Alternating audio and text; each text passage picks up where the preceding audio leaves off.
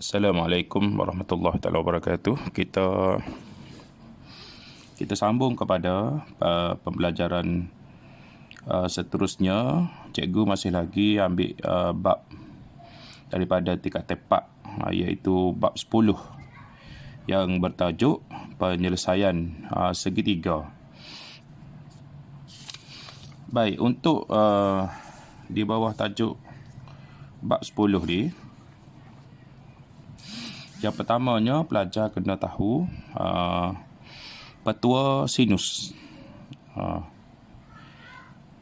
Cikgu akan guna penyelesaian penerangan petua sinus ni menggunakan istilah anak panah. Yang mana anak panah ini akan terbentuk oleh pasangan di antara sudut dengan sisi pada segitiga. Okey, kita akan memasangkan sudut dengan sisi untuk menghasilkan satu anak panah. Nanti cikgu tunjuk sekejap lagi. Jadi dalam segitiga akan ada 3 anak panah yang satu sebenarnya tadilah satu anak panah terhasil daripada pasangan sudut dengan sisi. Okey. Contoh dia, katalah kita ada satu segitiga seperti mana cikgu lukis ni. Okey, jadi sudut A ni, pasangan dia, ingat pasangan ni cikgu ayat tadi, pasangan dia antara sudut dengan sisi. Bermakna sudut A, pasangan dia adalah sisi yang pertama. Segitiga ni ada 3 sisi, cikgu labelkan sebagai sisi yang pertama. Jadi sisi yang pertama akan membentuk satu anak panah. Sebab pasangan dia dengan sudut A. Jadi ini adalah anak panah yang pertama. Sudut yang kedua dalam segitiga cikgu labelkan sebagai B. Pasangan sisinya adalah pasangan sisi yang kedua. Jadi akan terbentuk sini anak panah yang kedua. Dan yang ketiga, sudut C sini, pasangan sisinya adalah sisi yang ketiga ni. Jadi akan terbentuk satu lagi anak panah. Sebab tu cikgu ayat tadi dalam segitiga akan ada 3 anak panah. Okey, dalam segitiga ada 3 anak panah. Untuk kita membuat pengiraan, kita hanya guna 2 saja anak panah. Okey, 2 anak panah yang kita guna, pastikan satu anak panah tu, 2 yang kita guna tu, satu anak panah, sudut dan sisi dia mesti tahu. Satu anak panah tu, sudut dan sisi dia mesti diketahui nilai dia. Manakala anak panah yang kedua,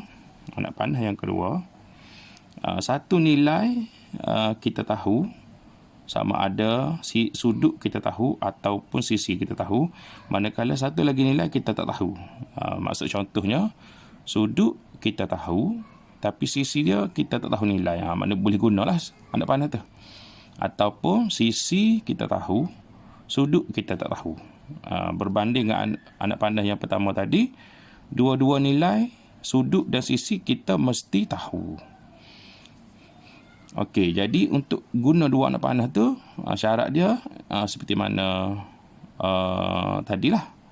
Kita guna 2 anak panah, syarat dia mesti satu anak panah, pasangan sudut dan sisi dia kita tahu. Satu lagi anak panah, satu nilai kita tahu dan satu lagi nilai kita tak tahu.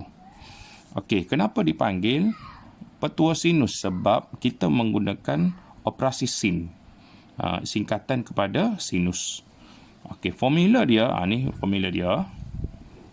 Formula sinus ni ialah kita ambil nilai sisi, kita bahagi dengan sin kepada nilai sudut. Sudut dalam segitiga tadi. Okey, kita ambil satu contoh. Soalan ni dia kata rajah 2 menunjukkan segi 4 ABCD di mana sudut ADC adalah tirus. Sudut ADC adalah tirus.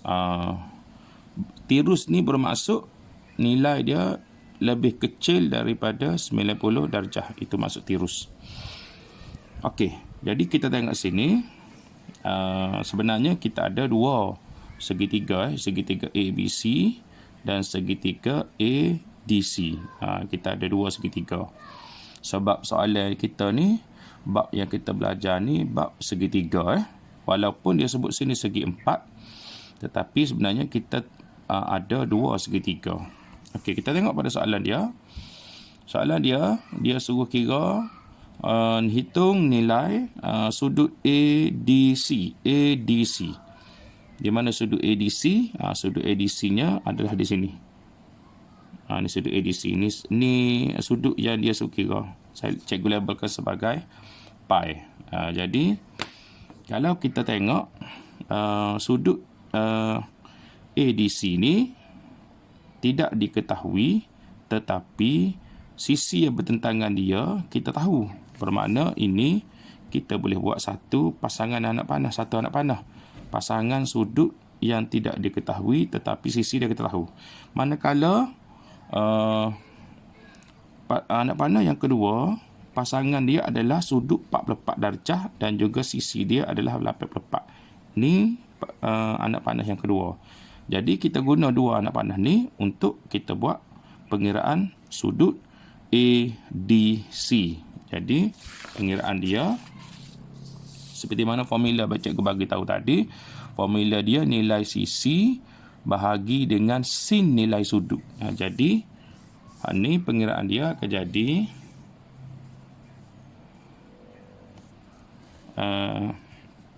nilai sisi untuk anak panah yang pertama. Anak panah yang pertama, nilai sisi dia 9.9 cm bahagi dengan sin nilai sudut. Sudut tak tahu, jadi kita tulis sin theta. Sama dengan bagi anak panah yang kedua, nilai sudut dia 44.6 darjah, panjang sisi dia ialah 8.4. Jadi kita pun tulis daripada sama dengan anak panah yang kedua. Menurut formula tadilah, panjang sisi 8.4 bahagi dengan sin sudut dia 44.6. Jadi untuk kita kira nilai theta, kita kena pindahlah. Ni pindah kat ni, ni pindah kat ni. Maka kita akan dapat 9.9 darab dengan sin 44.6 sama dengan sin theta darab dengan 8.4. Jadi untuk kita dapat nilai theta, kita pindah 8.4 kat ni. So dia jadi bahagi 9.9 darab dengan sin 44.6 bahagi dengan 8.4 sama dengan sin theta. Jadi okey, kita tekan kalkulator. 9.9 darab sin 44.6 bahagi dengan 8.4. So kita dapat 0.8275 sama dengan sin theta. Jadi untuk tahu nilai theta, kita pindah sin sebelahnya kat ni. So dia jadi sin kuasa negatif 1, shift sin kita tekan kalkulator. 0.8275 sama dengan theta. Maka bila kita tekan kalkulator, kita akan dapat